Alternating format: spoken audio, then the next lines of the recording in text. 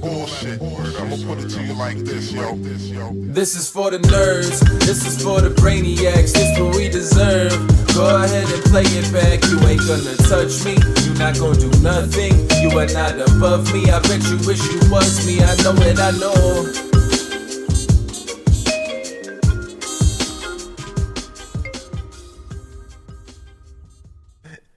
What is poppin', everybody? And welcome back to another special episode of the Only Friends podcast, where you know it's me and my only friends, which includes, but it's not limited to, Guapito. What's poppin', baby? Octopus's sweat milk, Connie. Okay. So I'm gonna give up on the. What was my get rich quick scheme last time? Palm trees. Oh, okay. But now I think I'm gonna grow a farm of octopi, and scrape the milk, and then sell octopus milk. Scrape the milk? What does that mean? Eat the dog. You have to like scrape it off their skin, I think. Eat the cat. So They're eating the octopus. You know the plural of octopus actually is not octopi, it's octopuses.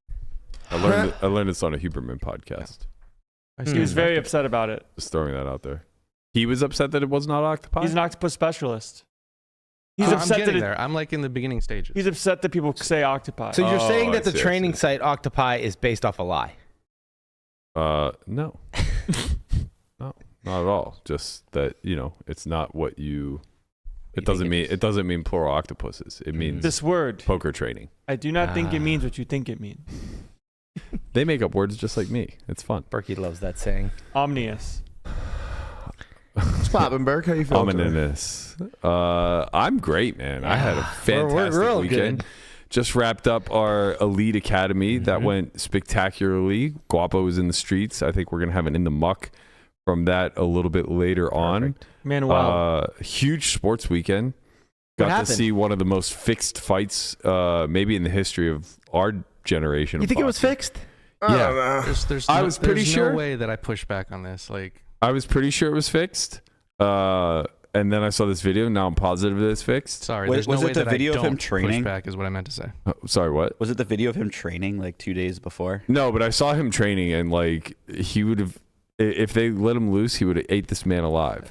You're so wrong. Here are my arguments for why it's fixed. First of all, it was fixed the wrong way. I thought that they would fix it so that there would be a rematch, and that's why I didn't bet it. What a big mistake that was. Yeah. Free fucking money. This was McGregor, I picked up some free Mayweather all over again.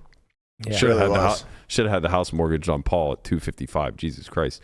I mean, it opened at 180, right? I got it at minus 180. It was that low? Yep. Conrad was telling me that like 90% of the bets are on Tyson, and then 10% was like sharp money that's just hammered. Big call. Insane to bet Tyson. Yeah.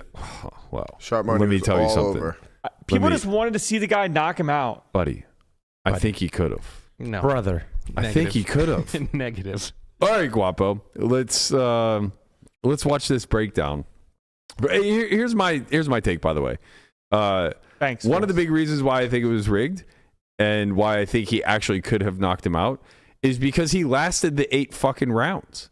Like, 8 rounds. Yeah. if he Jake let him last 8 rounds. I think the opposite. Jake could have fucking knocked him out at any moment. He just didn't want to kill Mike Tyson, which I can understand that.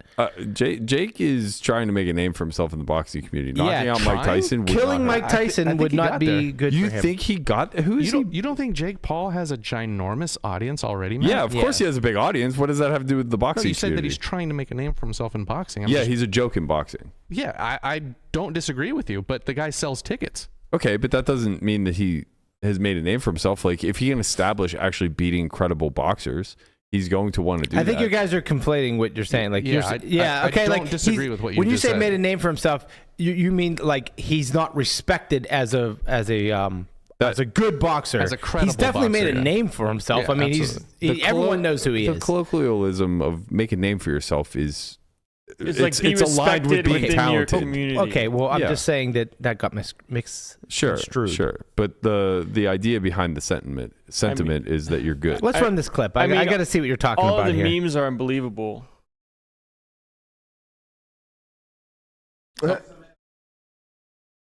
Give me 1 second. Okay. Wait, our source is a AI Voice. What other source? rendered clip. What other source would we have in 2024, Jesse? I guess our robot overlords are the You best want a Max Kellerman to go breakdown? to.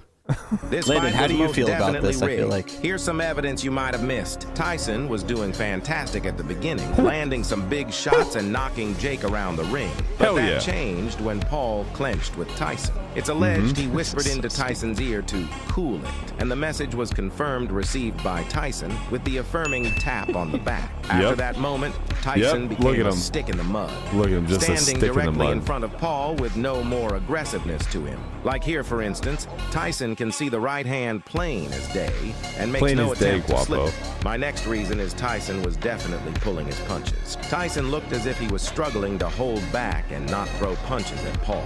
Here's a perfect example. Tyson deflects the shot off his shoulder, comes up in perfect position to land a counter right hand, but does nothing. Very uncharacteristic. And my final reason is Tyson biting his glove. The reason he was doing this The was to glove remind biting was like a himself big not to throw punches conspiracy. and let Jake control the pace. Was this fight a fake? Let me know in the comments. So, Sorry, That's but the if dumbest you thing I've believe- ever if seen you in my believe entire this, life. Matt, you believe. Where's Nikki at? I got a bridge to sell you. Yeah. Where's Nikki at? She'll look. So the Bro, can you send me all your coins? I can double them in a week. the glove biting was like a big one. So apparently this is something that he's always done throughout the course of his career. But the amount of times that he was like biting his gloves in this particular match was like 2 or 3 times that he's got a ever done in biting his entire fixation. career.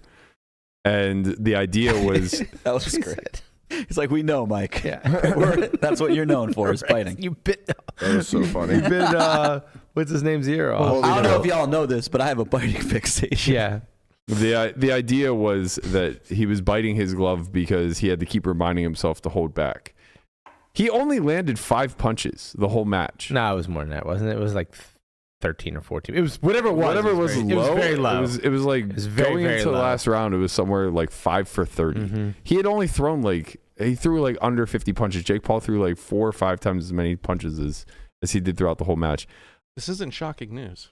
Here, Anybody who watches boxing can tell you that Right. that's what the narrative was. this is going to be. basically what Guapo said was going to happen before the it first 2 happened. rounds was Yeah. the only chance Tyson had to win this fight. Of course, after 2 rounds, he's going to just not Tire be there out 'cause his he's legs- 60 fucking years old. legs Yeah, but give what does he out. care about going all 8? Hey, man. What Why- does Tyson care about going all in? Yeah. I don't understand. He gets paid whether he gets knocked out or not. Why wouldn't he just leave it all out, try Listen, to go forward, knock his ass out? That's a great question for Mike Tyson, but Wow, the it might narrative be a that great Mike question Tyson for just the- gave up after 2 rounds is just silly. I'm pretty mean- sure that the odds on it going the distance was like plus 220 or something like that. Might have thrown that 20 mil ball down on it. Who knows? You know? Maybe. Maybe get a little 2.2 to 1 on a big bet. I mean, Kind of He Ryan made- Garcia style. he made $20 fucking million off of this. Yeah. I mean, I wonder if it was agreed that you'll get paid if you don't knock me out. I mean, I'm just throwing it out there. always behind something's wrong. I'm just throwing it out there. Like, especially like in this type of situation, like Especially when you got fans like Guapo, they're so easy to dupe. Yeah, out of this whole situation, I'm the one that got duped. Yeah, you're right. Professional poker player Miguel Guapo. I didn't see it. As Guapo was the one that made the sharp bet and won a bunch of money on I it. did see this though. Yeah. That was. He should start. That's That is the conspiracy. best part of the whole Yes. broadcast by far. Right. That jockstrap is a fucking girdle. I don't know what he's working with, but goddamn.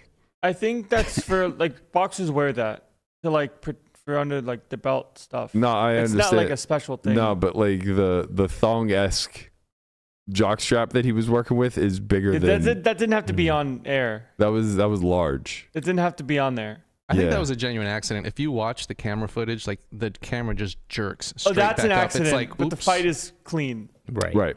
Right. You know, the word goat gets thrown around too often lately.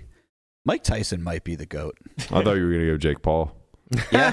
Not yet. No, he's not quite proven. Hasn't quite made Well, a name for if you himself. combine him and Landon's, Once he Logan's knocks out Jimmy powers Carter, together. then he's. Right. Yeah, Jake Paul fights Muhammad That was Ali. that was my deceased. yeah. Like My favorite was he's taking on 100-year-old Jimmy Yeah. Carter next. The amount of people I saw making he's gonna dig up Muhammad Ali and fight him next joke was a lot. I don't know, man. I don't Listen, know. Burke, you could be right. I mean, it's boxing. That's one of the reasons I didn't go harder on it was because I was afraid that like some kind of shenanigans could be going on. Yeah, because there's huge money in a rematch. Right. Yeah. But it just seemed like And I don't know anything about boxing. I literally don't. But I know Guapo does, and he was literally telling me this is what's going to happen, most likely. And then the exact same thing that he said happened. So I was like, well, so he's in on the script. Maybe. That could be also true. Right. I got to say, I got a cut. If that's the case, I don't know why you didn't tell me to put my net worth on it. If it's rigged, guys, if it's rigged and he's building this like multi-billion-dollar empire for fighting and promotion, it's not going to be rigged by him sneakily whispering in his ear, like, take it easy. That is true. In round one. Jesse, Like, I think that's the way it went down. No. I think that's the way it went That's down. not. I mean, you saw Tyson tap him on the shoulder. on, Yeah. you Acknowledging that he understood. Did you see the like, part? it's very, You guys are being watching fish. the video, it's very plausible to think that, but I just don't see how. being fish. You guys are being fish. Of course, that they wouldn't decide to rig it in like the third round. It's just a reminder of like, hey, buddy, you just broke my nose. In case you Stop forgot, fucking punching me in the face. He probably You know? could have forgot. Yeah. The guy has CTE. He's fucking That's true. rolling around with his ass cheeks out pre-game. Like maybe he forgot he's not Iron Mike anymore, or that he is Iron Mike and forgot to stop punching people in the face. I mean, you let the tiger out of the cage, baby. Yeah. Tell me it's not rigged by that fucking slap in the goddamn square up at the weigh-in. Well, that's all for the hype. Yeah. Well, you think that I think those theatrics don't carry into the ring? No, there's no way that they could have just had a conversation of how this match is going to go. To be honest, it's not wrestling. He kind of stepped on his foot perfectly. He did step on his Yeah, I foot. wonder He if that didn't was on kind of, purpose. he Oh, did. I don't know. Like He's saying like it'd been hard to like. Yeah, it didn't look like it didn't look like he faked it. yeah, like you'd have to like glance down or something, like do something like that looks like that you are going to step on his So if foot. he accidentally stepped on his foot, he should get slapped in the face. Yeah. Look, man, legacy is nothing. We all die. That was That is fucking so hilarious. good. That interview was so All wild. right, Mr. Tyson, I will think about that one later. For anybody who doesn't get the reference, there was like this 13-year-old teenage girl that was interviewed by 12. Tyson, and she asked something along the lines of like, "What do you want your legacy to be?" And he just went on this like deep, morbid, philosophical rant about how legacy's meaningless because we're all going to be worm food someday. That was so on brand for Mike, though. Yeah, He ain't it really wrong. was. Well, I mean, he is kind of wrong. They'll write about him for. Yeah, I but mean, he's just saying it ages. doesn't matter. It doesn't matter to him because he'll be dead. Yeah, Look, right. That's a That Ralph clip- Waldo Emerson. That Mike. clip is not going anywhere forever. Right. Like anyone That's wants to his talk legacy. about, yeah, some kid has to write some high school paper about legacy. They're just gonna put that clip up there. This is nothing. We're all nothing. We're all gonna. There it is. He's going to have a legacy of saying we Bro don't just have like legacies. completely forgot that he's talking to a Well, in preteen your here. return to the ring for this fight, you are setting a monumental opportunity for kids my age to see the legend Mike Tyson in the ring for the first time. What type of legacy would you like to leave behind when it's all said and done? Well, I don't know. I don't believe in the word legacy. I just think that's another word for ego. That's just some word everybody grabbed onto. Now it's used every 5 seconds. It means absolutely nothing to me. I'm just passing through. I'm going to die, and it's going to be over. Who cares about legacy after that? What a big ego. So I'm going to die. I want people to think that I'm this, I'm great. No, we're nothing. We're just dead. We're dust. Absolutely nothing. Our legacy is nothing. Well, thank you so much for sharing that. That is something that I have not heard before, someone say that as an answer. Can you really imagine someone say, I want my legacy to be this way when you're dead? You think somebody really wants to think about you? I want people to think about me when I'm gone. Who the fuck cares about me when I'm gone?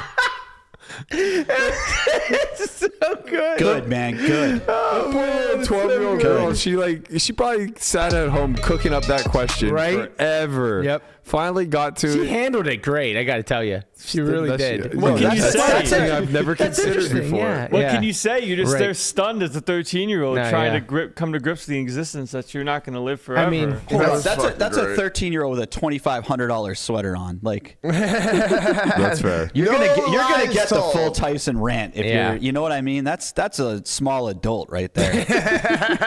He definitely forgot who he was talking to. Nah, he saw the sweater. He's like, you'll understand. Yeah, You're good. your platform is bringing enough money that I'm going to tell you we're all going to be fucking dead. he really locked into that one too. God, Yeah, that He was went to that dark Yo, place. when he stares at her in between speaking, oh my God. Who My the soul fuck melted. cares? Well, while we're on the conversation of legacy, I personally would like our legacy in this collective room to be that we won the Circa Survivor. Oh, please. Oh, my God. We're moving on, baby. Somehow, some way, we're one step closer. To the edge. We picked Miami this past week. They Go were not Dolphins. even chalk. I mean, they were chalk, but like Detroit, They weren't the most. they weren't the most picked. Most Detroit was the most owned. Most of the pool moved through. This was one of those weeks where there was just way too many big favorites. Hey, man. Had some sweats though. The Bears could have won. And Bears could have won, knocked out 11 people, but they blocked a kick. which we may have gotten jobbed on that one. It's thought that perhaps Green Bay cheated. They might have cheated. You're not allowed to blow up the center, man. And they just blew his motherfucker in the next week. Did you see that head slap yesterday? In the Houston game? Who cares, man? Houston won by fucking 4 touchdowns. Not until, Dallas is bad. not until the third or fourth. Hey, man, the Seahawks won, though. That was good. Seahawks did win, so they knocked a few people out with the San Francisco loss. Our pick, if we had them, would have been them, and we would have been out. Well, I mean, yeah. Stick to the script, you know? Yeah. Listen, it came to me in a fever dream. We're going to win this thing for sure. The path is already predetermined. It just keeps falling before us week over week. I was told in the said dream that I would be betrayed by one of my own. I thought for sure it would be Danielle. It turned out it was Andy in week 4. Trying to get us to ride the Seattle train right on out of the Circa pool. We said, nope, not this week. We're using KC. And he goes, I want my money back. And I said, here you go. What could he have sold it for right now? A lot more than what he had. He had 7.5%. So right now it would probably be worth 150,000 is the a little less, like 144. Like 10,000? 9,000? Actually, yeah, it should be like 140 on the dot because there's 99 left. Yeah. So about 99 140 red on the balloons dot. go by. So yeah, he could have sold it for just a hair Like a main event? over a main 10K. event seat. Yeah, he got 2K out of it. Yeah. Matthew, Yeah. speaking of legacy, Yeah. can I just give a quick shout out to Benji? Okay. He passed? No. Oh, Oh, he's thank doing God. real well. Big Dick Look- Benji. Oh, you think? Oh my God! Look at that thing swing! Look at that thing! Oh my God, I actually thought it was his leg for a minute. Look at that thing! Jesus Christ. Big Dick Benji in the building, baby. Listen, that's going to be me when I cash in my 2% of the Survivor. Holy shit. I knew we joked about it, but I didn't actually think he Have was you like third ever leg seen Greg over anything here. like that in your life? No. I said that to Michelle. She's like, that's not normal. No. I was like, she's used to me. I mean, I can't compete with that. Who the hell can in this room, really? Jeez, oh man. This little Toto-ass dog got a horse cock. Holy And we're just crap. out here airing it for the world to see, huh? Bro, we were walking him, and it was just literally just slapping against his stomach like that. I'm like, I gotta get a picture of this and a video of it. Then I'm like, this isn't doing justice. I need to get it in slow motion. And it was just like, So fucking good. My God. Benji. man. Put it away, young man. He's cooking. Some people are just blessed. So yeah, the Survivor is looking good for us. We have a really nice week this week. I think Washington's going to be the consensus pick. Is that it? Washington or Miami will be the consensus pick by the pool, I think. We're lucky enough to still have Washington. Only half the pool has them. A couple other potential alternative picks. Pittsburgh plays Cleveland. That'll look nice. Welcome to Browns week. not- Now away that, game, now man. that the Steelers are one of the best teams in the league, do we have a better option than next week for the Steelers? I mean, or I shouldn't say a better option, maybe more options. So We're looking at like this week as being the only option for the Steelers. No. Has that changed? this week or week 14, but the problem with week 14 is that we still have Philly saved. Week And 14, they play They play the Cleveland Browns at at home. home. in Cleveland. Pittsburgh won't be a touchdown favorite any single week except for the Browns at home. Oh, they're in Cleveland this week. Yeah, so I think they opened at like 5.5 Yeah, points. I'd much rather have them at home.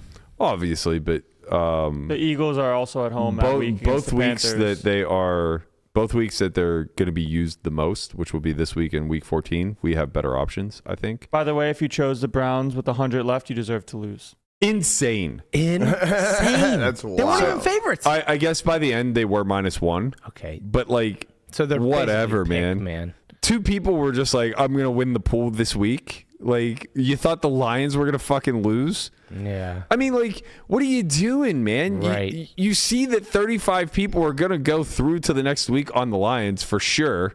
Now you're just betting against the Dolphins and every other team that's like a touchdown favorite. Right.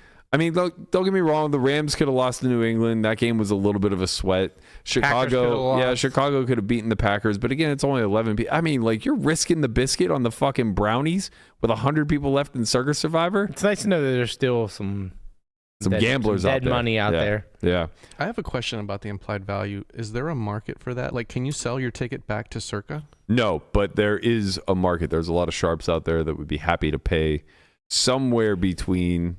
If it's worth 144, what would be a good price? Some teams are worth more than that, depending on the like the skill level of the team. I think that like there's probably a market to buy for anywhere between like 15 to 20% below market value, all the way up to like 15 or 20% markup. Yeah, just mark depending. Up. Oh, so if you have a really good path, if you have the Lions, if you have the Chiefs, if you have like the Eagles and Texans, where would we land? I think we're right around average. Right around average, yeah. I think currently our team is probably worth more than average, but our path forward is probably slightly below. Mm-hmm. So I would say that we land around average. Can you explain that? How can you be worth more than average, but your path ahead is slightly below? Because I think if like you measure it by week to week EV accumulated, we probably accumulated more than average. Like the measurement of the highest EV picks week over week. Can you explain to me how that matters? I still don't. I really don't get it. Well, it just matters in the spot that you got to currently.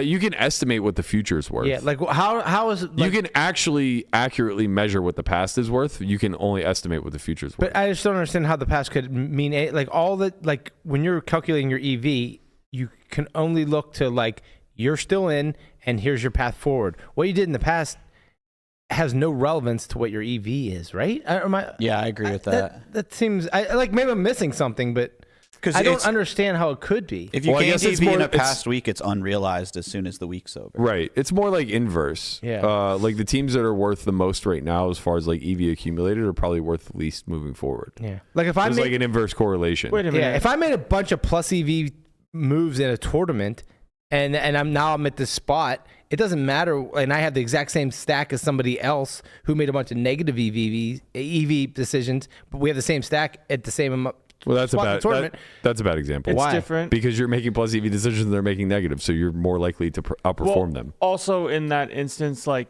when it comes to this tournament, your picks are limited.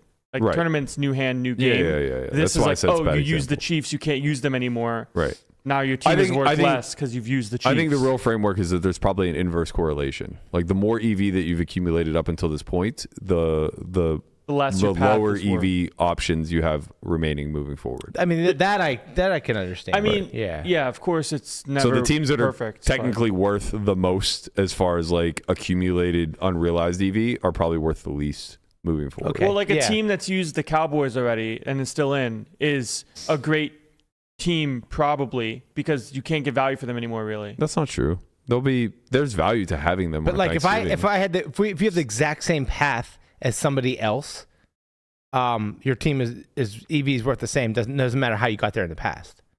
How could it? I don't think that is the right framework either, because everybody has a unique path. I'm saying there's enough options. But if you had the exact same, if you had the exact question is yes. If you use the exact same teams but use them in different ways, then your EV is exactly the same, no matter how much EV you accumulated in the past. Yeah, moving forward. But our path is good. It's a path. We do have a path. It's a path. We do have a path. I mean, we have two very. And it goes through fucking Pittsburgh, baby. Maybe on Christmas. Well, I know. It might on Christmas. Wow. Legitimately, we might just be risking $14 million on the Steelers on Christmas. No hedge. Oh, how merry. That feels Christmas. like a script. No hedge. I'm not gonna lie. Yeah, I told you, man. I saw it in a fever dream. That's it. There's like going to be 12 remaining. Nobody wants to chop. They all have the Chiefs left. Keyword fever. Or they all have fucking whoever, and they're all in on non-Steelers, and we're just risking the biscuit. Steelers home -3. +3. It is odd just in the sense of some teams like you want to save, but then if someone gets hurt, that path might be closed to you. So getting value for the team now might be worth it. And I think that becomes more and more pressing week over week. Well, yeah, like if someone took the like Chiefs, we could save this. We could take the Steelers week 14 and save the Eagles till week 17 to like close, and that's still an option. We might do it, but you're also just foregoing the immediate value of the week 14 Eagles. Well, we also foregone the value of the week of the Eagles week prior. But that's different. There were a lot of good options. How many teams left before we stop discussing our strategy on air? I don't think it matters. It has to matter at some point. No, it only matters if there's like single 10 digits teams. Yeah. I mean, if there's like single digit teams or whatever, you don't want to tip who you're going to take. Obviously, when there's 99, it doesn't. But it's also like once there's 10 teams left, it should be pretty apparent like what the pool is going to do. Yeah, that's true. So I really don't think it matters. I think people are just like pretty fixed into their strategies, and there will be opportunities to like you could not Hail Mary hedge, but like for instance, let's say we get to Christmas and there's 10 teams left, and the remaining pool has like 30% Chiefs, 70% Bears. That's high. 30% Chiefs, 60% Bears, and 60% Seattle, Houston, Baltimore, and Pittsburgh. There's only 6 games, man. Right. So like let's say that there's just like an equal distribution of teams remaining. It should just become somewhat clear what everybody's going to do, and you could just like take the Raiders and bet infinite on the Chiefs. How do you get that much money down? Raiders don't play. Are you talking about Circa will? I think Circa will let you leverage your team's EV. I'm not positive about that, but I feel like I remember hearing they did it last year. I'm pretty sure. I think so too. The thing is, LaManna, none of this matters because eventually we're going to be worm food. This is true. And we're going to win. We're all going to die. You're going to be dead. Exactly. We're all going to be dead. Right. 14 million doesn't matter. I'll be dead. Yeah. Keep that in mind.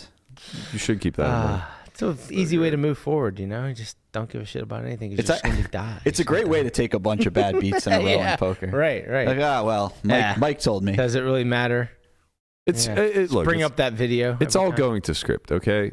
We win Circa Survivor on the backs of the Steelers going on to win the Super Bowl. That's a lock this year. Wow. If that's not a fucking foregone conclusion. Man, they look good. They don't even need to score touchdowns to win. That's how good they are. I've never. All right, there's a graphic. That's the second time they did it. There's a graphic that I sent Guapo where the Steelers have won the last 8 out of 9 meetings against the Ravens. Lamar Jackson has one fucking win versus the Steelers in his entire career. Incredible. Of these 8 games, I have to tell you, the 18-16 win yesterday or Sunday, where we scored 0 touchdowns and didn't really even have a sweat in the red zone, was the calmest I've ever been in a Steelers-Raven rivalry where we can't put points on the board. It was just the defense. That's because Boswell looked like Benji out there. True. That's true. He was swinging the third leg for sure. But it was just so clear to me that it didn't matter that we weren't going to get in the end zone because neither were they. I mean, they did twice, but my point holds. Like when Tucker missed the 2 field goals, it's like, buddy, you can't have these special team misses. I felt the same and beat way. this defense. It's just the Peyton interception, the Peyton Wilson interception. Oh my God. Insane. What is going on here? Insane. This guy's just beat down the field. He's just running. He did what what I would do in flag football. I'm just going to face guard this guy. Oh, look, is that a football I feel in the back of my hand? Let me just keep inching it out until I rip it out for a goddamn interception. I mean, what do you do? Lamar, I saw a highlight clip of Lamar's 3 interceptions this year. All of them are like ricocheting off of a receiver or like the Wilson intercept. Is it Wilson? It was like, I keep wanting to say Peyton Hillis, and that's not correct. That was a running back. Yeah. I don't think it's Peyton Wilson. It's something very generic, though. Right. Anyway, whatever. The linebacker for the Steelers. Yeah. Man. Embarrassing, I don't know. I think it was, 190-some passing attempts without an interception until then? Jackson.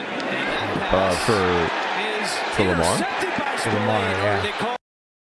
I don't know what that is. These are his 3 interceptions this season. But yeah, like Spillane just like ripped one out of the receiver's hands. Another one bounced off his receiver's shoulder pads, and then the Peyton interception. Yeah.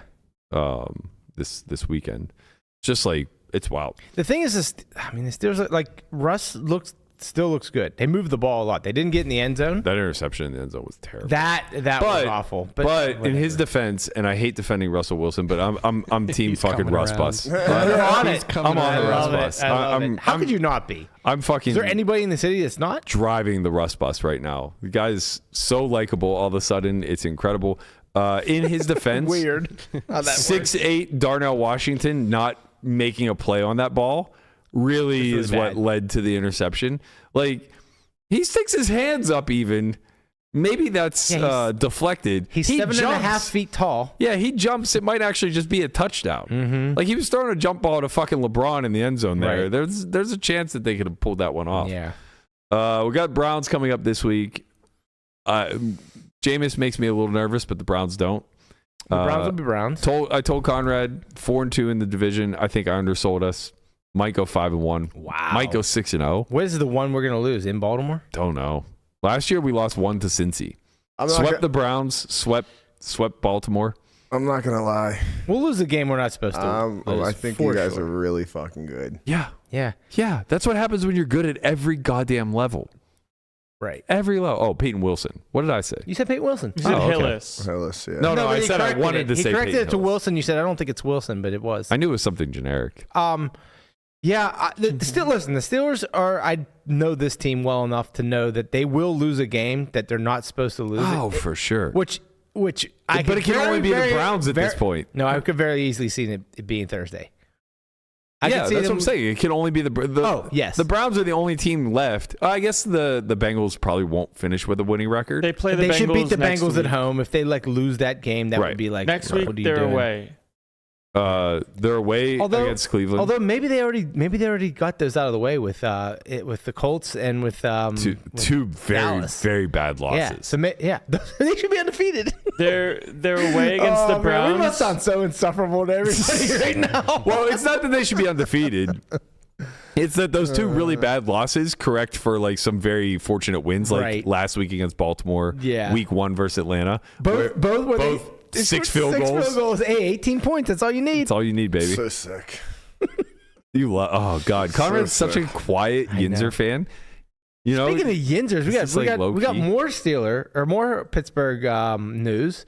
Our man right here, Paul Skenes. He did it. Rookie of the year. We should have laid the fucking wood. Man. I know. 500. I plus said 500.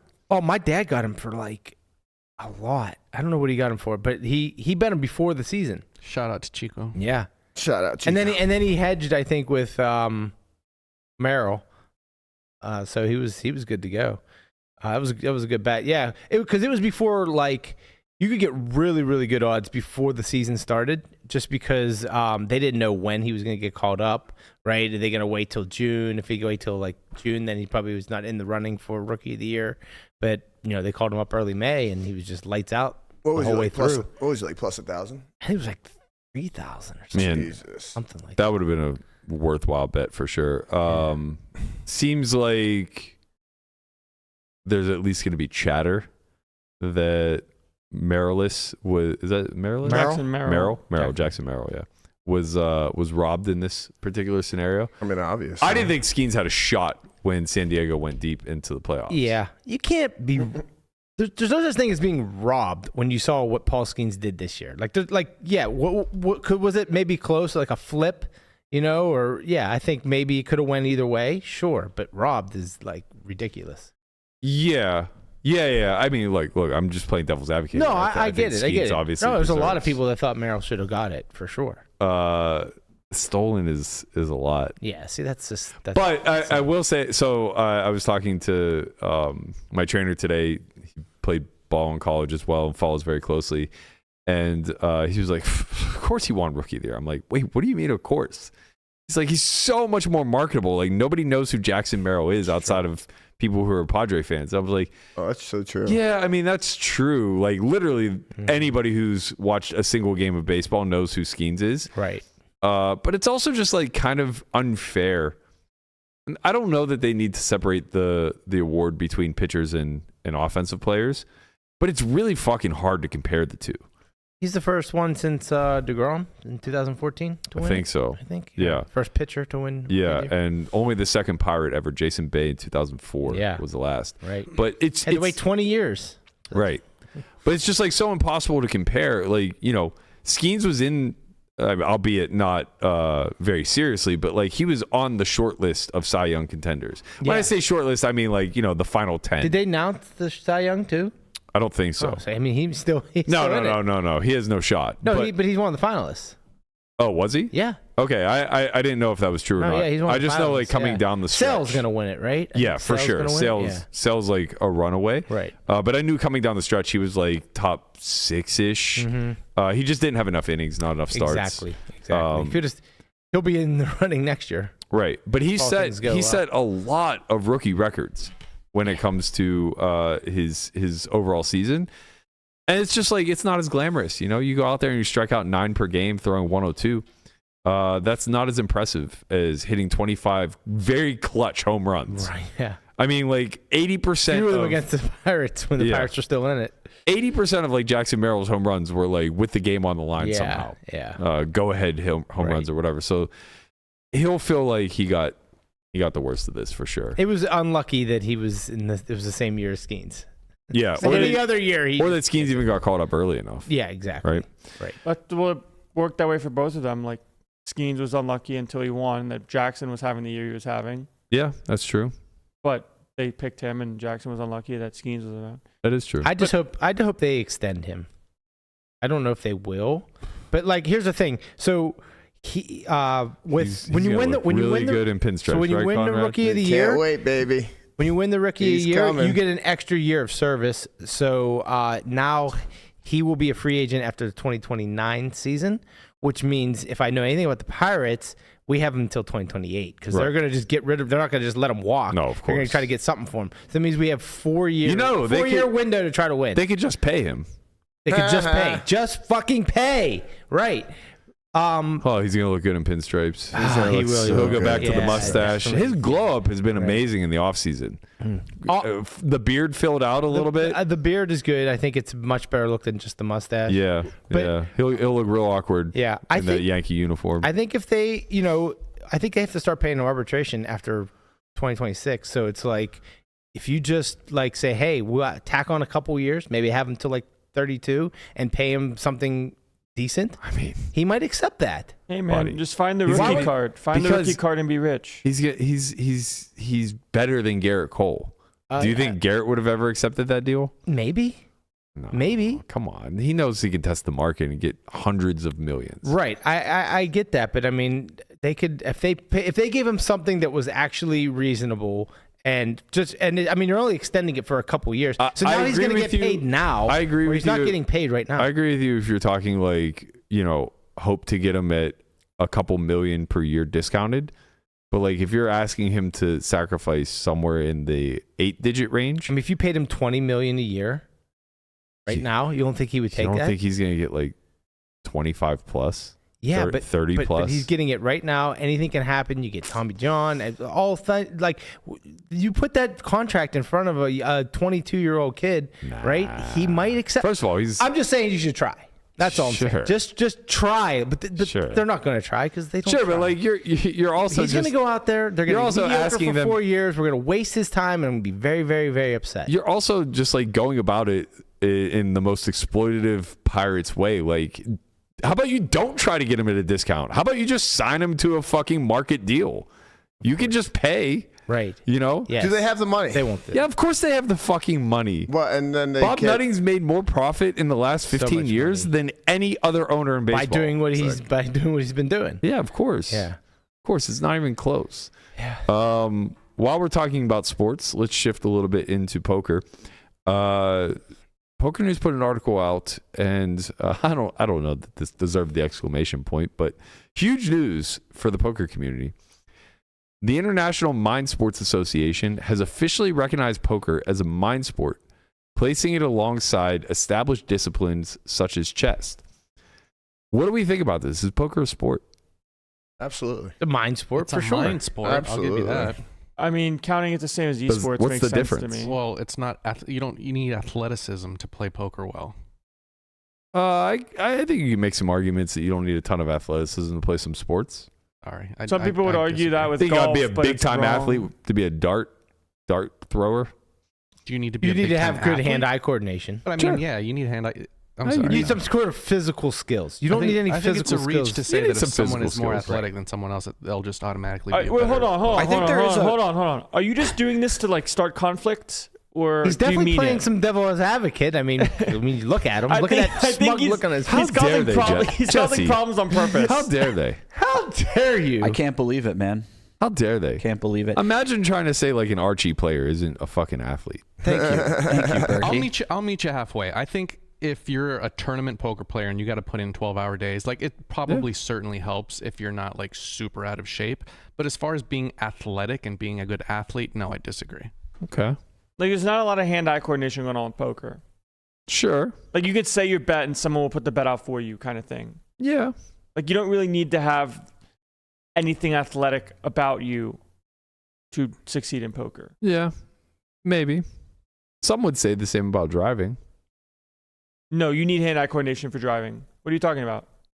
Yeah, maybe. What do you mean maybe? He's just. Some yeah. would say the same about cornhole. Are they athletes? Yes. Yeah. 100%. Once again, hand-eye coordination is necessary. 100%. Is that the baseline? You have to have hand-eye coordination to play It a certainly sport. helps. Yeah, just because you can play the game while holding the beer. I feel very A little strongly. bit of pool, a little bit of. I'm not darts. positive of this, but I feel very Bar sports. strongly that there are Olympian athletes in the Paralympics that are blind. I feel very strongly about this. It's true.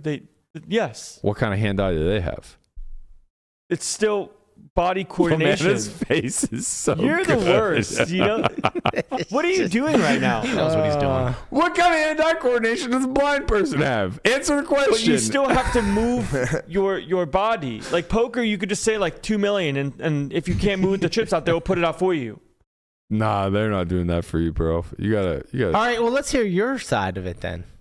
He doesn't have one. I know he doesn't. just That's why I doesn't asked have that one. question. I would like to point out that there was a guy with no arms that did well on the circuit for a little while. Mhm. But So hold on. Matt makes kind of a point here when it comes to esports because that is hand-eye coordination. Yeah, there you go.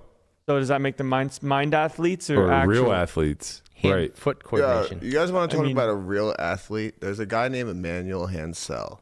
He plays for, oh my God, they just played tennis the other day. Austin Pay. PA? PA.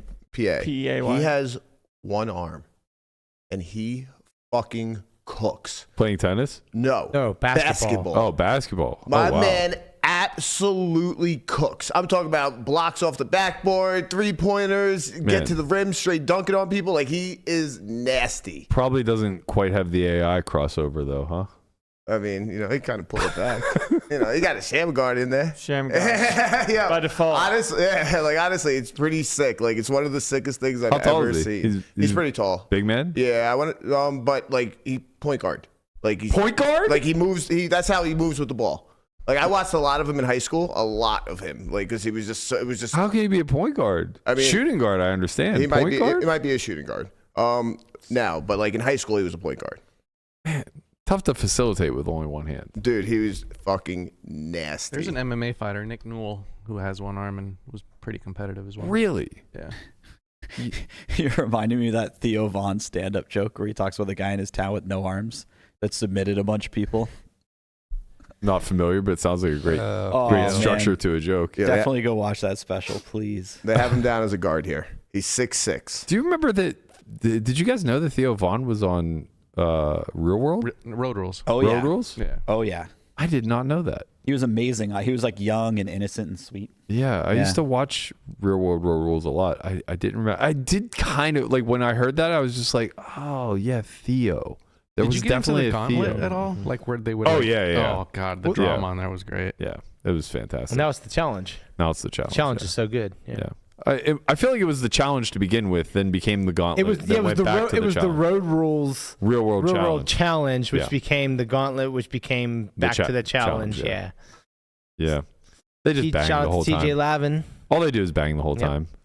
What's Uncle Uncle CT. Uncle CT. Yeah. That's you, man. He's like 46 years old. He's like, hey, it's Uncle CT. I'm back for the challenge. He's so Boston. He's got good hand eye. He and the Mr. Bananas guy. Yeah, Johnny Bananas. Johnny Bananas is the GOAT. Yeah, they got real good hand They're eye. still in. They're still. They athletes? Yes. Yeah, 100%. They're athletic. Oh, all the people on the challenge are super athletic. Theo actually is pretty athletic. Yeah, he looks athletic. Maybe he'd be good poker player. That's a good one. There's Nice. a good, strong correlation between athletes and being good at poker. I think it's a competitive thing. I think it's a drive to compete. I don't know that Interesting. necessarily. I don't know, And Burke. I don't know, Burke. and You're a pretty good at discipline poker. thing as well. Great athlete. Just knowing that you're capable of training many hours a day and not taking breaks unnecessarily, like that's a huge leg up in poker as There's well. a physical element. Like there's to a lot. it. Yeah, there's a lot of elements that carry over, but they're not necessarily athletic elements. Yeah, look, I'm not trying to equate poker to football by Sounds any like stretch. exactly what you're trying to do. It's not what I'm trying to do. It's what the Mind Sport International Global Recognition of don't Poker they call is doing. it? They called it a mind sport, right? They did. Yeah. What's the difference? Equivalent to A chess. mind sport? It makes Mind. You use your mind. A sport. every sport a you use your mind- mind. a mind sport. Lamanna's hitting a lot of good points. I mean, I'm this just saying. It's just pod. yeah. He's really crushing They're it. calling it a. They're not calling it a sport. They're calling it a mind sport. Every it's a sport. Every sport is like kind of a mind sport. You know, like football is a mind sport. Exactly, Landon. You need your Yeah, brain but to it's play also football. a physical Right. sport. There's whereas- there's certainly a strong correlation between intelligence and good athletes. Right. I'd say there's more. But that's not an argument for the other way around. Right. Like football is more combined mind and physical talent than poker is by far. Well, yeah. I mean, It's football. right, but I'm saying there's also a huge mind element to it too. Yeah, Right? but you can be pretty brain dead in play. Depends on the position. I mean, it depends Some who you are. consider the the CTE legends, if you will, like Brian Dawkins. Uncle CTE. You saw what happened to Antonio Brown, man. Antonio Brown, yeah. Oh, he just left the Steelers. CT ESPN. Mike Tomlin doesn't get nearly enough credit for what he does with idiots like Antonio Brown and Lev Bell in making them Hall of Famers while they wear the black and gold. Yeah. Those guys left, and not only did they lose their mind, they lost any ability that they had to be dominant on the field everywhere else they went. They just didn't have Ben. That was why. They didn't have Ben, they didn't have the line, they didn't have the coaching. I mean, they didn't Antonio have the, Brown went to the Bucks and played with Brady, and that didn't. They didn't go have the very well. Steeler way, Burke. That's right. The standard is the standard. I have a question for you guys. You look great today, by the way. Thank you. I know. I said I ruined it. I wasted this outfit when I could have had it on Wardrobe Wednesday tomorrow. Go ahead, What was I Jesse. thinking? Yins Please. are chic. Sorry, go ahead. Is picking stocks a sport? You have to be very athletic to pick stuff. We might have to ask the IMSA. Is day trading a sport? We might have to ask the IMSA. That is a very good point. That's all I'm because saying. You're saying that day trading and playing poker are very, very similar. Very similar. Probably Right. more similar than chess and poker. Well, to I be would honest. consider like when it comes to football, like football, That's just because of the risk element, though. football is mind physical. Like esports is more mind. There's not a lot of physicality going on. You know. A lot of dexterity in the hands. Yeah, Yes. but that's like for the screen. Where like with chess, like Right.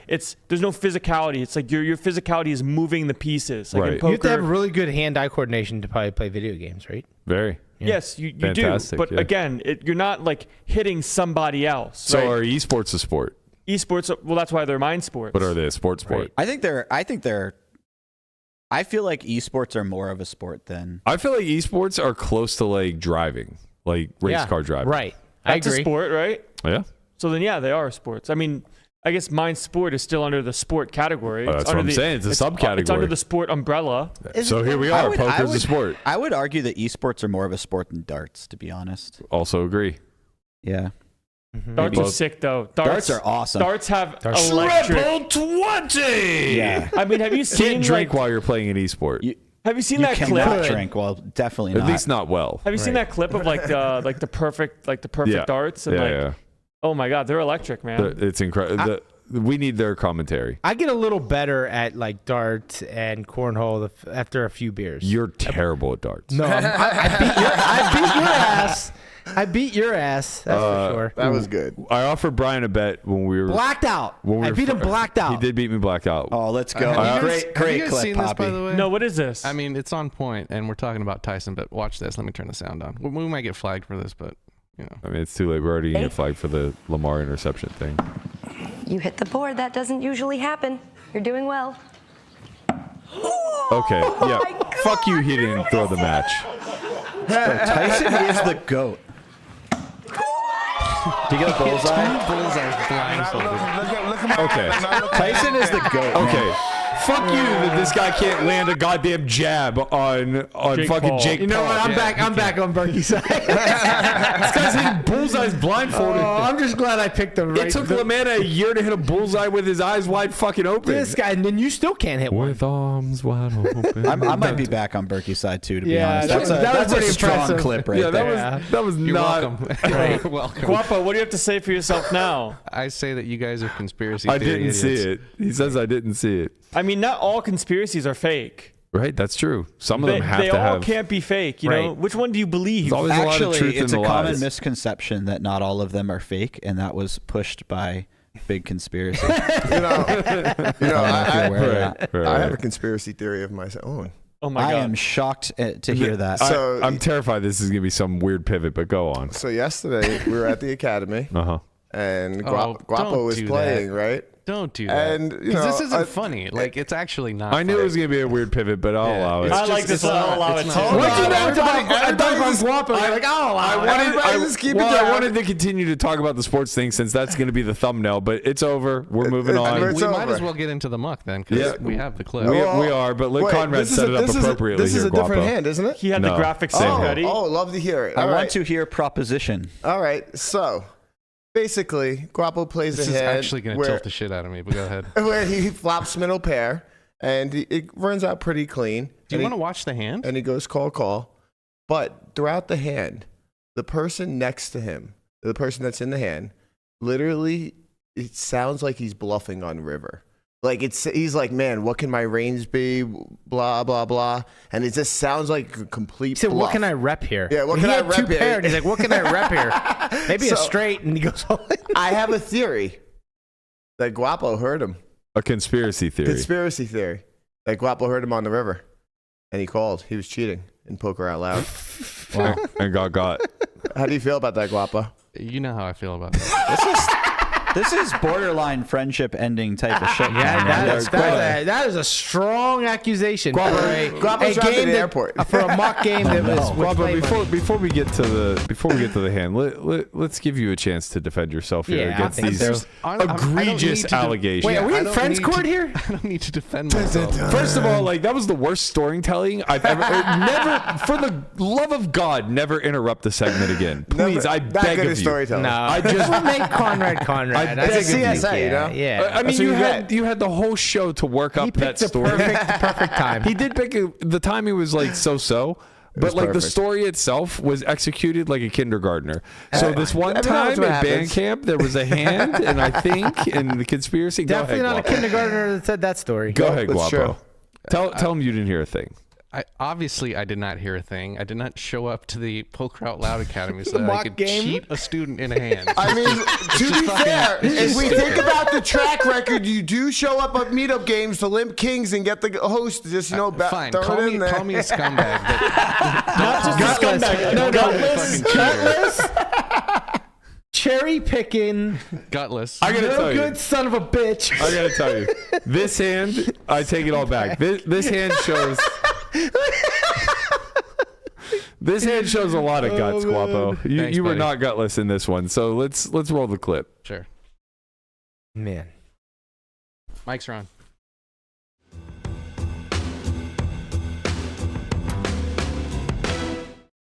Guapo with the open with king 10 off. Very reasonable.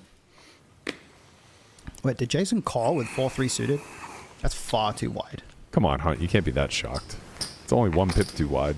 Okay, so I expect our opponent's range to look something like a lot of pairs, 8s and below, somewhere in there. He's going to have some suited connectors. He's going to have some Broadway hands that maybe he didn't want to 3-bet pre. We're somewhere in the middle of our range, so I think check calling here is okay. Yeah, check's good. We can have some bets here, but this hand is a pretty decent check candidate. Maybe get him off his hand, but he checks to me, no c-bet. That's interesting. Jason's betting really big in a lot of spots. Pretty easy call here. We Guapo do does not an have easy a call. club. Let me just make sure. We do not have a club. Yeah, we're just going to call. Pretty straightforward call for Guapo. Curious what happens on the turn. The pre-flop raiser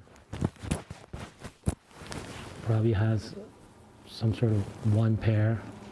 I don't think he would check twice with an over pair.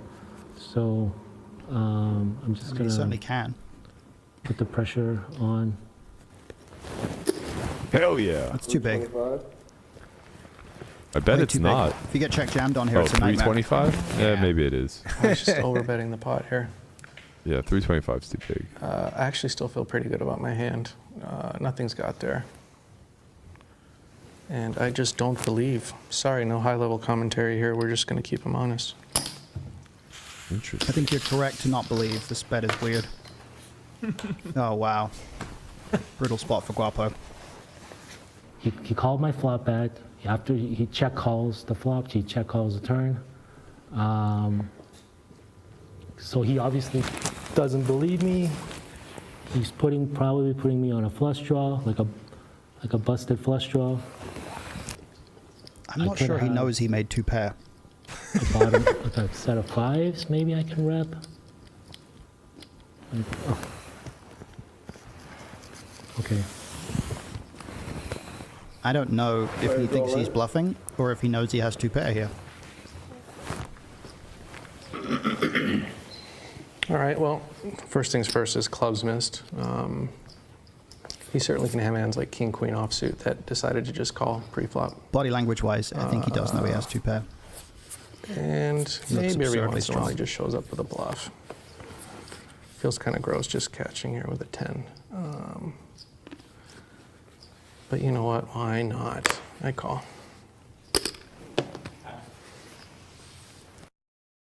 Okay. I love it. Listen, I gotta say, Jason 100% knew that he had two Obviously. pairs. Yeah, And he's a low-key killer. He's an absolute. He's thinking like next level. Like, you know what? In case these motherfuckers are listening to me, I'm gonna say I'm bluffing and then go all in. No, I don't think that's I'm what telling happened. you, he's on the next level. What happened is the framework that we asked them to operate under whenever they play poker out loud. To think about range. Is to think about range, Correct. but specifically to talk about hand classes. Right. Now, Jason drilled in a little bit.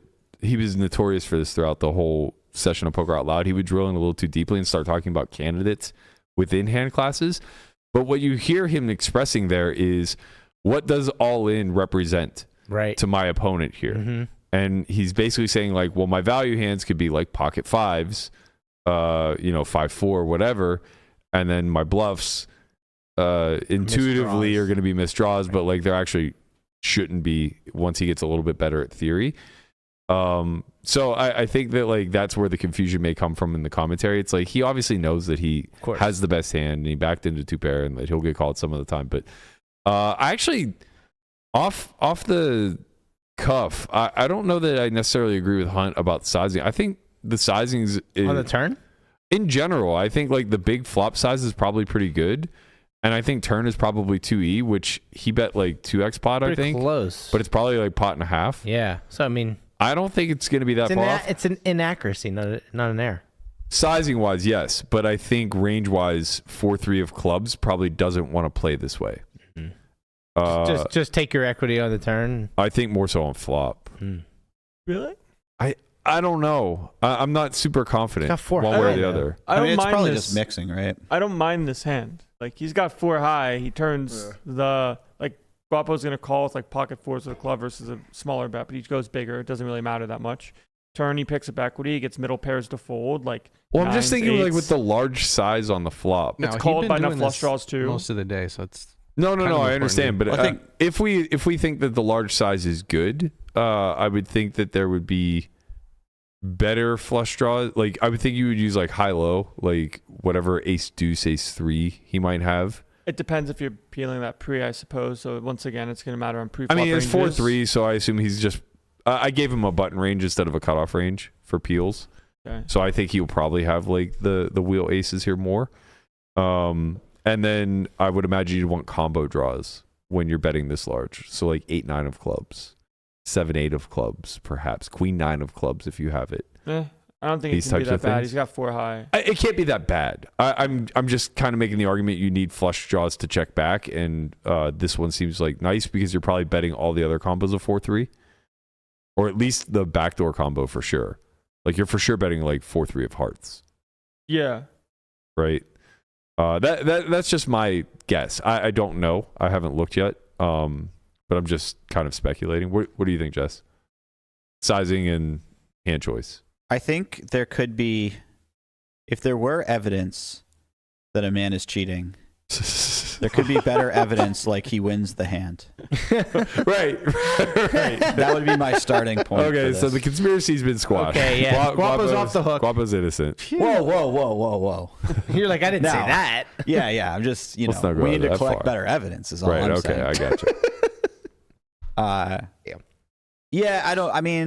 I think at least 100 bigs deep. I don't know about at this stack depth, but like 130-ish, but yeah. Generally, when you have like nut flush draw or pair plus flush draw, you either pick a small bet / check, or pick a really big bet where you just call off the jam. Mm-hmm. I think anything in between is very awkward. Like you don't want to price yourself out of calling the check jam. Right. So I would just like, I usually start with that as my heuristic for how to play. If we have that sizing in like our arsenal in this situation, then I think that it wants to go into that sizing. I think Guapo's hand makes a lot of sense to be a hero call in general. Like you block some Jack 10s, and the only other like value hand you can be sure your opponent shows up with every time is pocket set of fives. Yeah, because people just like under call queens preflop and they undervalue Right. jam ace jack. Right. It'd be really nice to have ace 10 here because I think, like he said, like king queen's a decent, like no club is a decent bluffing candidate. Mm-hmm. Stuff like that. Yeah, I think what would I mean, we're getting way in the weeds, but do you think there's a big difference between king 10 no club and ace 10 with the ace of clubs? No, I think ace 10 with the ace of clubs is probably a better call we'd see because I don't think your opponent ever wants to bluff with the ace of clubs in their hand. Like I agree with you. I just think that you mean in reality? In reality, people lean too hard on front doors. True. Yeah. I don't know. That's tough. That's tough for me to say. But to your point, I agree with you. I think like having the ace of hearts would be very bad. Like if you had ace 10 of hearts, I think that's probably a worse call down than like king 10 no club. Oh no, I'm saying I'd prefer to call down with ace 10 of hearts. I think you'd rather call down with ace 10 with the ace of clubs. Because hearts should be a lot of the the triple offs. I don't think they should have like a ton of ace highs in general. I don't know if that's true. You don't think like ace, you don't want to use hearts ace, on the turn, right? You want him to have backdoor hearts to check call, check fold. Right, that's fair. You want to use like no. I'm just thinking of the ones that like pick up equity, like ace deuce, ace 3. So maybe it's just like very particular to a couple candidates. I mean, those are so rare. Yeah. Like you have to. He's probably folding that versus the big flop bet. He went pot almost. No. I'm saying he overbet the flop, overbet the turn. No, he bet 60 into 65. Yeah, so you're not going to take ace deuce of hearts and peel. I'm not saying that. I'm saying if Jason bet ace deuce or ace 3 of hearts on the flop, it's a nice natural turn. No, I'm saying I don't think you do because you want him to have ace queen. That's not going to be really right. Yeah. I agree with you in general. I'm just saying like I was thinking specifically of the couple that peel backdoors. I see. But yeah, like I think probably like 6-7 in general of all combos is going to make for a better bluff. Just as far as like turning equity and rifling it off. There's enough combos to bluff that I'm not sure if we're going to see that many ace highs. Because like for instance, you'd really like to not unblock the ace king ace queens. Because you want them to call fold. Yeah. Like bluffing with the ace of clubs seems like a disaster. You really want them to have all the ace x of clubs. Right. To fold river with. So yeah, I generally agree with that. And there's plenty of bluffs to draw from that aren't ace high. There's like 9-8 suiteds and there's a bunch of king queen offsuits and stuff like that. I think practically we probably see it more than you should, but I mean, you don't see this line very often. Well, doesn't cutoff just play 3-bet or fold, Like, basically, so you really don't see it ever? I'm just they have flats. I'm just kind of speaking to live no poker answer? as a whole, right? You don't see very much like bet jam like for the sizing scheme. By imposition? Yeah, it's like a rare line kind of. I think that I think this line is not rare on this particular texture when it gets bet 3 times. Like, I think that the sizing scheme is probably close. You think most people go pot, overbet all in? Good players, yeah. I think like it's probably like, you know, maybe B75, maybe pot on flop, and then 2E turn and river. I would say you'd have to. This is probably at above 2-5. Yeah. This fair. This isn't the size. No, of the scheme yeah. is If never someone's playing happening. 1-2E, If you guys are all so- bringing this back to like our environments, and yes, Yeah, of course, okay. it's a rare line. Okay. But I think like in theory, this line is probably pretty good. Maybe not with his specific hand, but I think in general, I think this line is pretty good. Yeah, I mean, he found a way to be all in a reasonable way. Right. Oh, right. another reason why calling with ace-10 is nice on the river is you block some ace-deuce suited, which is really relevant. Yes. Yeah. That's very true. You also block jack-10 2-pair, and jacks are mostly going to 3-bet pre. 10s might flat a little bit. I think having the 10 is a nice bluff catcher, more so than the jack. Right. It feels like having ace jack hierarchically- here feels like it's a layup call, but like I think it's less of a slam dunk than ace 10. Well, it just depends if in position has ace jack that goes bet all in. Yeah, exactly. Fair, very fair. If they're actually capable of that, then obviously jacks But are again, really like it's harder for people to go thin for value in these lines versus bluff it. Yeah. Like when you bluff, you have nothing. I don't Agreed. know if I'm Yeah, projecting. yeah. I don't know if I'm projecting here, but like having ace jack and going for 3 kind of seems like it feels nuts, but it's not. Because Right. like Jason said, the overpairs would do something. Yeah. But it feels like, oh my god, I have ace jack. It feels, What's gonna call? it feels really thin. But It feels a lot really calls thin. the answer. Yeah. A lot calls. Yeah, he just has king jack, you know. All right, let's take a look at the trusty wizard here, as I have about 10 minutes before I gotta get out of here. So let's go through this one. All right, so this is what it looks like on the flop. You can see that Jason actually, so I gave him a button calling range instead of a cutoff one, a little bit wider. I had to add 4-3 in half. It didn't exist, but otherwise I didn't touch this range. So this might be a little bit off from what we see in practice. We just might not see the ace king and the queens in there quite at these frequencies. Yeah, I definitely don't think he's flatting queens on the Yeah, button. probably not. But well, I mean, he should some of the time, but like maybe not half of the time. That seems awfully conservative, ambitious. People don't get queens enough in live poker, man, to play defensive. I do agree with that. Yeah.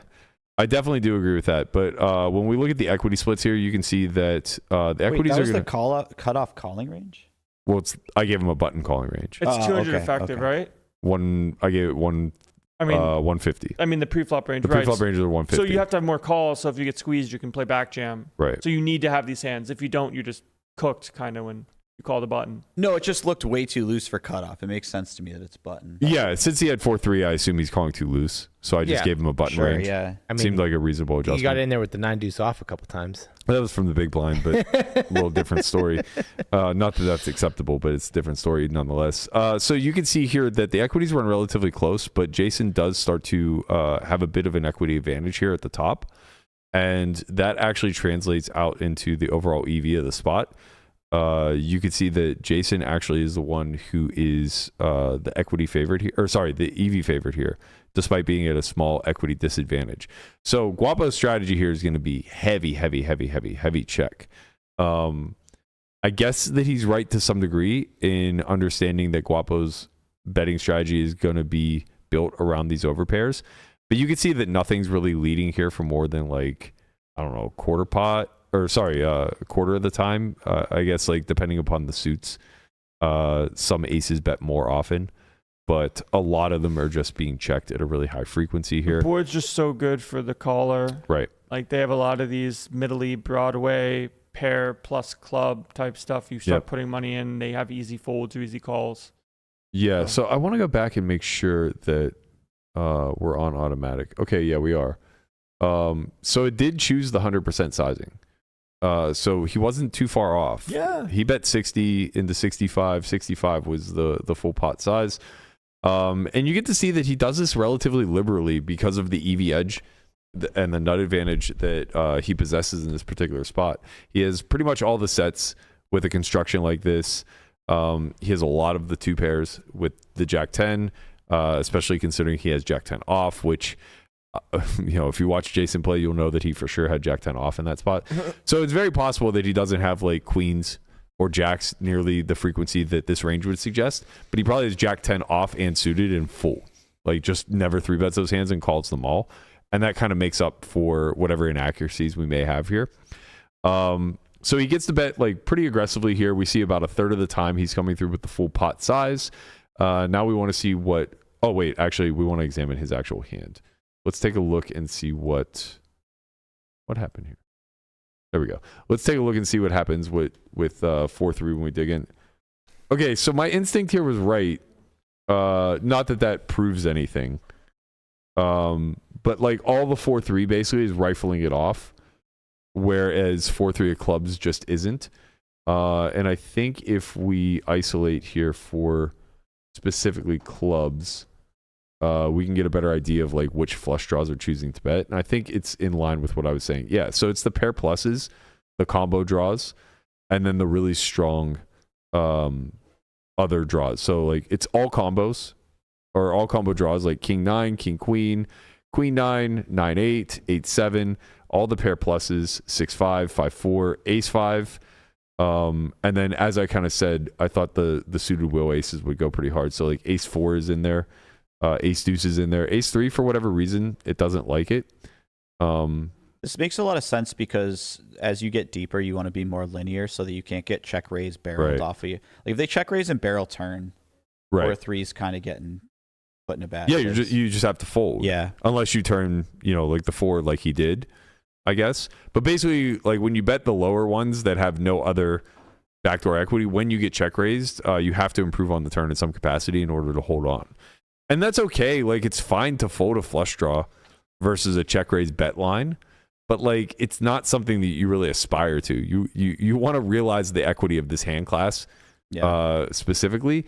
If you decide that Guapo is just always betting over pairs and sets and stuff, like if you have a very specific player type they're up against, you could probably pretty happily bet 4-3 because now they're just check calling. For sure, if we lock Guapo to only check raise like 2 pair plus, even 4-3 probably starts to bet. Even if you don't, like if you just lock him to like playing almost exclusively check call, like, then you can just do what you want. Well, if we did that, then I think we would start like range betting, right? Because we just have a big advantage here. Yeah, okay. Yeah, he's never check raising. Yeah, so he's never check raising. We have a huge advantage. What benefit do we really have by checking back? No, I'm just trying to add some context for people listening. But you're right. About what type of players you can bet against or whatever. Correct. And which ones you have to be more careful against, like the tricky ones you want to be careful. Yeah, very good point to make. So let's see. King 10 is mixing dependent upon suits. So ironically, having no club is very bad. Pure folds. Hard to play through. Yeah. So you kind of want that backdoor equity in this particular instance in order to justify continue. Let's see about King Jack. You fold a jack here versus pot. Yeah. King Jack folds half the time. Wow. That's crazy. Basically dependent upon if it has a club. Clubs, if you have a club, you pure continue. Wow. That's pretty wild. Doesn't it matter that our opponent is over bluffing though? Yeah. Because you'd have to node lock it and then Yeah, I mean, we can add in because if he's all going combos off, of clubs. If he's going off with 3-4 suited, that means he's going off with all sorts of stuff, right? Yeah, I mean, it's all very dependent on the frequency at which he bets pot on the flop in position. Because if he bets pot too much, then you don't fold stuff. But if he bets appropriately. Right. No one's saying that he's betting appropriately. Just in theory, you have to be very particular because you're out of position, facing really big bet. Hard to bluff catch multiple streets down. The club comes and makes it harder for you to win anyways because all of his bluffs are going to bluff you off or his value is better than yours. There's a lot of reasons why you can't call flop.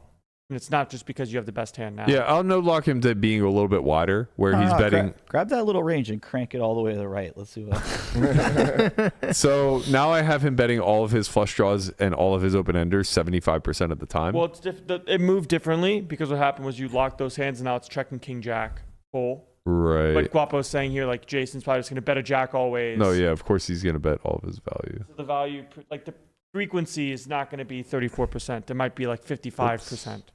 Shoot. Oh yeah, there we go. Oh my gosh. How do I reset? No, you don't. You leave that. Yeah, let's see it. Let's go. He's obviously not range betting for full pot. I don't think he's range betting. Okay, so let's have him bet all of his value then too. So all of his 2-pair, all of his top sets. Let's have him bet all of his over pairs. And then top pair like 75% of the time, and we'll leave everything else the same. Okay. Click to lock all hands, I guess. I did. Oh, okay. I think I did.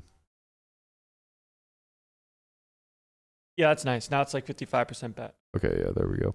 You're still probably cooked with King 10, but Yeah, now it just plays raise or fold. So your candidate still just hits the muck. It's a realization problem. That you unblock his bluffs, but also like you just don't improve in a meaningful way, and you're expected to face large bets moving forward. that did happen. Which did in fact happen. So the wizard's throwing me in the bin already on the flop. You're already in the bin. You already fucked it. You screwed the goose, if you will. You screwed the theoretical goose, Guapo. Screwed Goose the has been goose. screwed. You screwed the pooch. Screwed the gooch. Why is screwing the goose any worse than screwing the pooch? I don't know. You know, Somebody's getting screwed. Someone's getting screwed. You screwed a lot of animals, Guapo. Yeah, in this even scenario. ace 10, kind of as we spoke about, it's only the club that chooses to continue, which is pretty challenging. Now we also have to like respond differently with your we kind of have to assume that you're playing like near no raise. Oops, I'm looking at the wrong one. So let's leave your raise range. Let's reduce it quite a bit here with the second pair. Whoops. By the way, in reality, like this could be fine or good. You knew your man and you had a Guapo player played the man? specific. Yeah. Yeah. He definitely played the man. Yeah, actually, I don't know. I don't even really want to fuck around with this because it's going to be so inaccurate. What's that? Sometimes the man plays him. Well, that's the risk you run, baby. When you start playing the man. That's no limit, baby. Yeah. All right, let's just use King 10 of Hearts then. Your calls can be all over Guapo. Let's use King 10 of Hearts as Guapo's hand then moving forward to see how it plays, like if it loses EV this way. So we call, turn is the 4 of diamonds. Guapo's probably going to have no leads here, I assume. Yeah, pure check. Jason, as you can see, does go 2E, which is 140% pot, which is $272. What did he actually choose? $350. $350. So of course that's going to be too large. It's close. But yeah, again, it's not that far off. You're probably going to use some really nutted combo draws, like King Queen of clubs. It's if you're going to do that size. $350 at playing 5-10, 35 bigs. Right. Sorry. Yeah, so it's not that far off. He was supposed to bet 135% pot. He bet 180. It's probably not going to change the strategy at all. He gets to do this half the time. He has such a massive advantage here. And you can see 4-3 of clubs doing this some small amount of the time. It's the least chosen of the 4-3s, but it is in the mix. In fact, let's see what King 10 of Hearts does. My guess is it's going to pure fold. Yeah. King 10 now pure folding. King Jack pure folds. All your King Queen hits the muck. You just get really tight in your call down frequencies. Ace Jack is folding. Right. It's wild. Yeah, so the guy bet huge. He could just have 2 pairs. But there's so much unblocked. To be fair, though, You're unblocking shit. Calling here with King 10 is losing very little. You're losing 1% pot share. So it's not going to be the most treacherous call. It's pretty close, I guess, to breaking even. So let's give him half. Oops. Don't want that. Want this. Yeah, let's give Guapo half King 10 so he gets there with some of these bluff catching combos.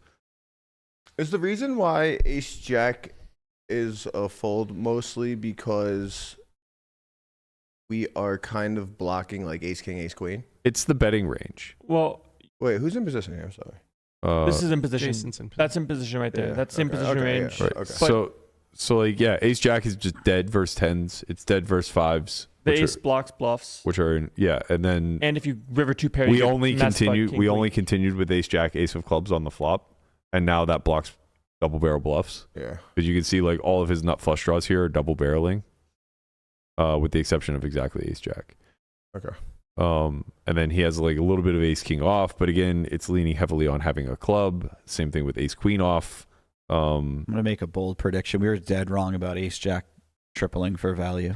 That's facts. Based on it not even wanting to bet the turn. Yeah, it mostly checks the turn, so it's probably not going to follow through on river. Yeah, also, if they're hero folding their own ace jacks, that's probably a bad range that's to be up usually against. a good sign. River 3 of hearts, was it? Well, I guess the Three important diamonds? part here is seeing that the overpairs for out of position do not play aggressively. They just defend the check call range. Yeah, I mean, so that's, you can't bet ace jack. Yeah, that's kind of the thing. You can see that Guapo's bluff catchers here are largely just aces, kings, and queens at this point, and then some slow played jacks, jack 10. But like by the end, he's mostly going to be using 2 pair plus to bluff catch. He does still retain some ace jack. He didn't fold at all, Conrad. So the non-ace of club one actually does continue to call. So the point I was making about having the ace of clubs to call on river is actually a valid point on the turn, not on the river. Yeah. Right? Yeah. You block so many bluffs on the turn that it becomes problematic. So now on river with 107% pot left, we can see that 4-3 pure jam, as are all sets, all 2 pairs. Bluffs are going to be coming from... Is ace jack jam? Oh, ace jack does jam. Let's go. Ace jack does go for it. Let's go, as do fellas. queens. But again, like they get here very infrequently. They check the turn at a really high frequency. Still jams. Let's still go. Does jam. We were wrong about the nut flush draws bluffing too. Ace 6 clubs, pure bluff. Ace 7 of clubs, pure bluff. What? Looks like king 9 is bluffing half the time. All of the missed combo draws are bluffing. Wait a minute. It's because we have so many combos of value. Well, ace 6 and ace 7 specifically block 6-7 of clubs. Yeah, but that's not. Oh, right. That's for a straight. straights. Yeah, Correct. yeah. That's why ace 9 doesn't bluff. Correct. That's accurate. That's important. Right. And then king 9 bluffs because it loses the king. I don't think king queen exists though. It does not. No, it just probably puts a lot of pressure on like the little bit of king 10 that got here, which it also blocks, the queen jack, the ace jack type of well, hands. no, king 9 unblocks enough flush draws for in position. Out of position, right? You jam king 9 hoping they fold ace X. Yeah, you're right. Although they all have pairs now. But whatever. That doesn't really matter. I mean, those pairs are no good. You're just praying that they have what they have. Right. So let's see if king 10 of hearts can make up any. Nope, still pure fold. Sorry, Guapo. Now you're losing 10% pot share. Yeah. Womp, womp, womp. So what is that over there? Is that ace 9 of clubs? Man.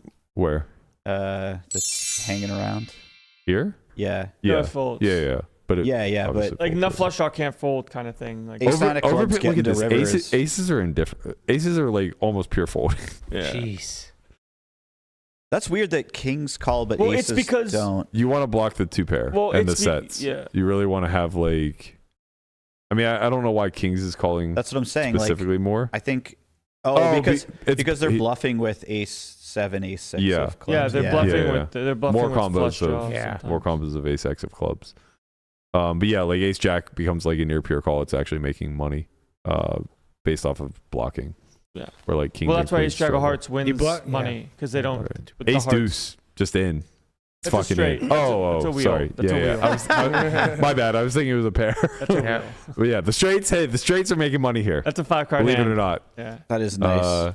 So yeah, I mean, if anything, it kind of shows how difficult it is to make money whenever this many big blinds goes in the middle, and when you're facing that large bet to start with, it does become important that you're critical about how you choose to carve out your calling range because you should face large bets moving forward. That's why I said like I don't think this line is that infrequent in the sense that when you start with the 100% pot, you follow through at a pretty reasonable frequency. We saw half the time. You're supposed to follow through with the big bet on the turn. Yeah. For 2E. So if you guys would like to submit your own in the muck, and get Guapo out of the hot seat. Guapo, we always appreciate you putting yourself out there, even if Conrad's an asshole who accuses you of Thanks, Poppy. of cheating. I mean, usually, did he usually call if you're River? going to cheat, you don't call with a I did zero call the frequency River, yeah. hand 3 times. Guapo paid. Actually, maybe maybe if you are cheating, you call with a zero frequency hand 3 times. Isn't that what it is? The conspiracy expands. Legacy is Conspiracy nothing. Who continues. cares if you bluff catch King 10? Who cares if you fold King 10? You're nothing. You're worm food. You're You're worm gonna food. die. Look at me, Guapo? You're fucking worm food, bro. Worm. All right, Guapo didn't cheat. Mike Tyson lost fair and square. That's the narrative we're all going to push. Go Steelers. Right. That's going to do it for us. We'll be back tomorrow. Noon Pacific, as always. We'll see you guys then. Peace. Later, squad.